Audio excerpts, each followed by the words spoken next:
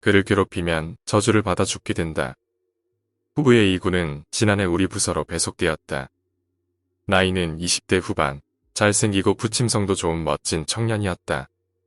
이전까지 있던 부서와는 전문 분야가 다르고 아직 신입이라 이런저런 실수도 있었지만 노력도 하는 데다 한번 가르치면 금세 배워서 사수인 내 입장에서는 그저 고마울 따름이었다. 나를 포함해 우리 부서 대부분은 그를 인정하고 있었고 좋게 평가했다. 대하기 편하지만 예의 바르고 유머 감각도 있는 A군은 금세 우리 부서에 녹아들었다. 하지만 그런 A군을 달가워하지 않는 사람이 딱 한 명 있었다. B씨라는 사람이었다. B씨는 30대 중반의 남자로 일은 꽤 잘하는데 인격적으로 문제가 있달까. 다른 사람을 비하하는 말을 자주 내뱉곤 했다. 단점은 당연히 물어뜯고 장점마저도 이리저리 말을 돌리며 헐뜯어대곤 했다.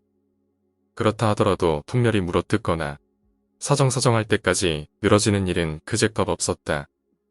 좀 기분이 나빠지기는 하지만 그것뿐이니 크게 문제가 된 적은 없었다. 그저 다들 최대한 B씨랑 얽히지 않으려고 노력할 뿐. 새로 들어온 A군에게 일을 가르치는 건 내 몫이었고 내가 의식적으로 피한 것도 있었기에 A군과 B씨의 잡점은 거의 없었다. 지금 와서 생각해보면 아마 B씨는 그 무렵부터 A군을 좋지 않게 생각하고 있던 게 아닐까? 어느 날 A군이 자료를 만들고 있는데 B씨가 다가가 A군이 일하는 걸 관찰하기 시작했다. 이윽고 시비를 걸어댔다. 그 문장 이상하지 않아? 그걸로 A군이 괜찮다고 생각하면 어쩔 수 없지만 그리고 이 형식은 보기 어려운 것 같은데 프린트에서 나눠볼 사람들을 생각하라고. 어휘도 모자라고 말야. 마침 화장실에 갔다 돌아오던 내가 그걸 목격했다. 나는 B씨에게 이건 초고인데다. 내가 가르친 대로 하고 있다고 말해서 어떻게든 돌려보냈다. A군을 들들 볶을 생각에 내가 자리를 비우기만 기다렸다고 생각하니 무척 기분 나빴다. 자존심 높은 B씨는 유능하고 호감을 사는 데다 미남인 A군을 질투한 것이다. 원래 예상은 하고 있었기에 일부러 서로 마주치지 않게 하려던 건데 A군에게 괜찮냐고 묻자 저는 괜찮습니다 라며 곤란한 듯 웃었다. 그로부터 기묘한 일이 일어나기 시작했다. A군은 아무 문제 없이 일을 익혀 한 사람의 몫을 해내고 있었다. 하지만 무슨 일인지 그와는 반대로 B씨의 작업 능률이 점차 떨어져 갔다. B씨가 작성한 서류는 깔끔하고 보기 쉬운 것으로 호평이 자자했는데 줄 간격도 이상해지고 존댓말과 반말이 헷갈리는 등 읽기 어렵게 변해버린 것이다. 또 굳이 어려운 말을 골라 쓰고 나던 B씨답지 않게 단어를 잘 떠올리지 못하는 일도 이어졌다. 그때는 뭔가 이상하다 싶으면서도 사람은 누구나 실패를 하는 법이라 여기고 그리 신경 쓰지 않았다. 하지만 B씨의 상태는 전혀 좋아질 기미가 보이지 않았다. 그때부터 스트레스 때문인지 B씨의 성격은 점점 더 나빠지기 시작했다. 특히 A군에게 온갖 싫은 소리를 늘어놓았다. 함께 일을 하게 되면 A군한테 별것도 아닌 것 가지고 트집을 잡다가 끝내는 일과 상관없는 소리까지 늘어놓게 되었다. 여자 사원을 꼬시는 게 아니라는 둥. 팔방미인인 척하지만 실은 다들 싫어한다느니 이쯤 되면 그냥 시비 거는 수준이었다. 주변에서도 다들 신경을 쓰기 시작했지만 B씨의 태도는 악화될 뿐이었다. A군에 대한 집착은 점점 심해져 갔고 다들 B씨에 대해 불만이 커져갔지만 나는 오히려 걱정이 되었다. 태도와 비례하듯 B씨는 모든 것을 잘못하게 되어가고 있었으니까. 일의 능률이 떨어져가고 줄담배를 피우는지 혈색도 나빠지고 살도 붙었다. 지금까지 B씨는 다른 사람들을 깔보긴 해도 자기 일은 제대로 하는 사람이었던 데다 건강도 잘 챙겨왔다. 그러던 어느 날 A군과 술을 한잔하게 됐다. 일 끝나고 한잔 하지 않겠냐고 A군이 먼저 말을 걸어온 것이었다. A군과 둘이서 술을 마시는 게 처음은 아니었지만 분위기가 좋아 보이지는 않아서 뭔가 상담할 거리가 있겠거니 싶었다. 나는 평소보다 좀 좋은 술집에 데려갔다. 개인실에서 천천히 마시다가 A군이 어렵게 입을 열었다. 생각한 대로 B씨에 관한 이야기였다. 하지만 A군이 말하기 시작한 것은 내가 예상한 것과는 좀 다른 이야기였다. 제가 특이 체질이라고 해야 하나. 저를 싫어하거나 목리를 부리는 사람들을 불행하게 만들어버립니다.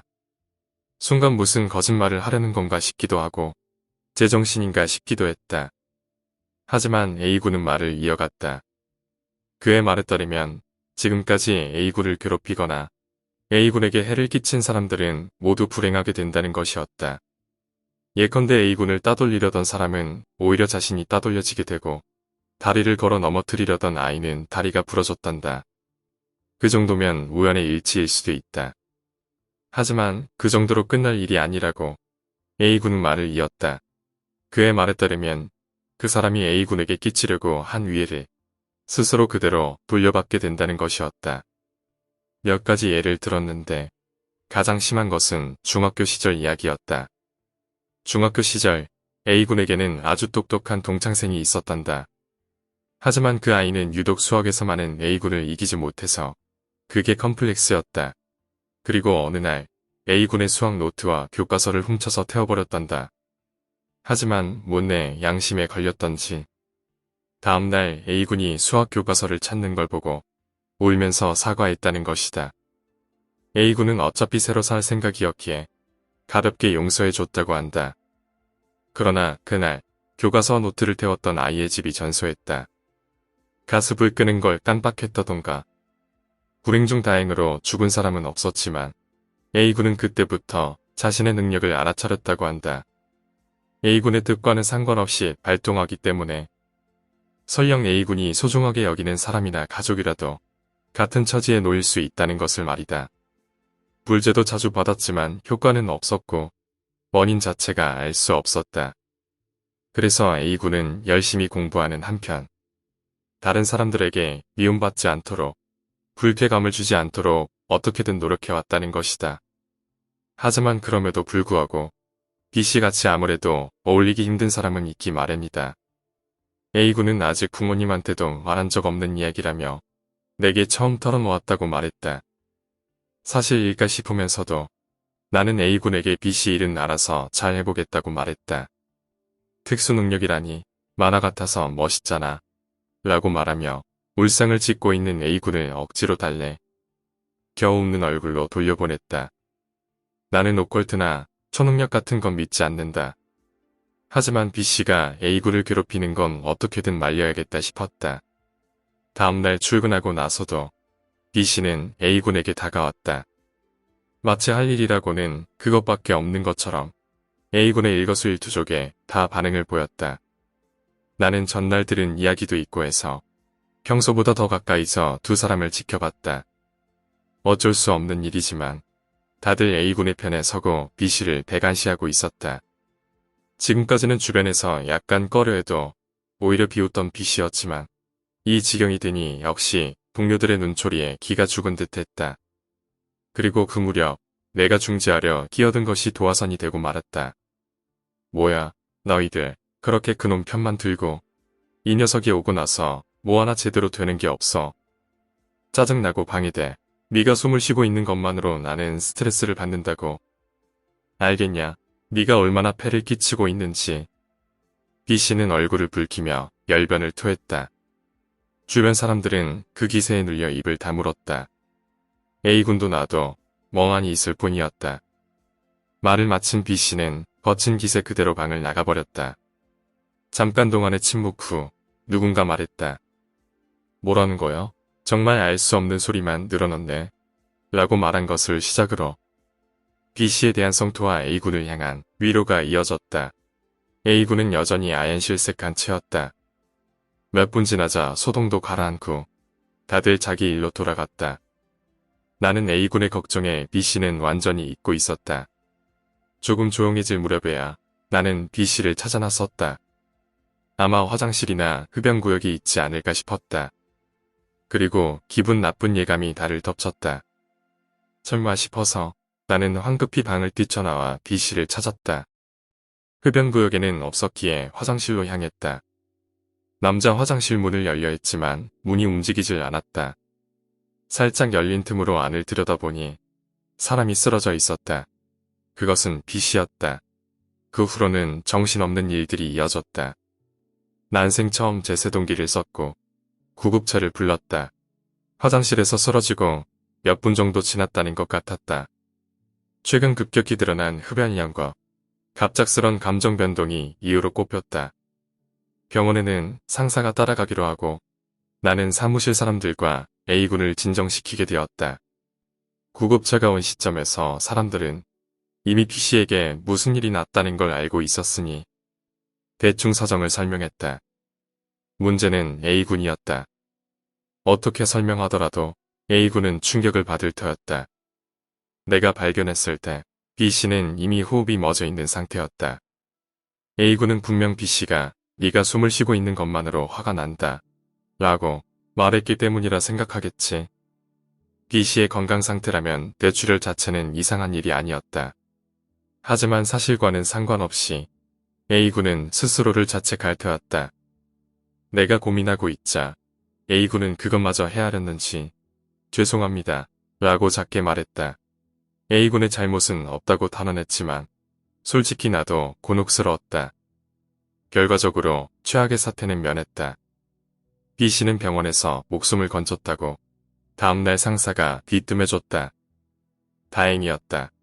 다만 뇌에 장애가 생기는 바람에 직장에 복귀는 못하고 그대로 B씨는 퇴사하게 되었다. 다들 안심하거나 씁쓸해하는 와중 A군은 여전히 죽을 상을 짓고 있었다. 나는 A군의 등을 한 대 두드려주며 B씨 살았단다 라고 말을 건넸다. A군은 간신히 웃어주었다. 그러면서도 나는 내심 B씨가 A군에게 죽으라고 말했으면 어찌 되었을까 싶어 모골이 송연했다. A군은 열심히 기운을 북돋아준 보람이 있어 지금은 멀쩡하게 일을 잘하고 있다.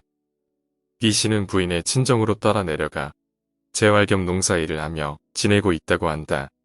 간단한 근황 보고와 함께 수확한 농산물을 보내주었다.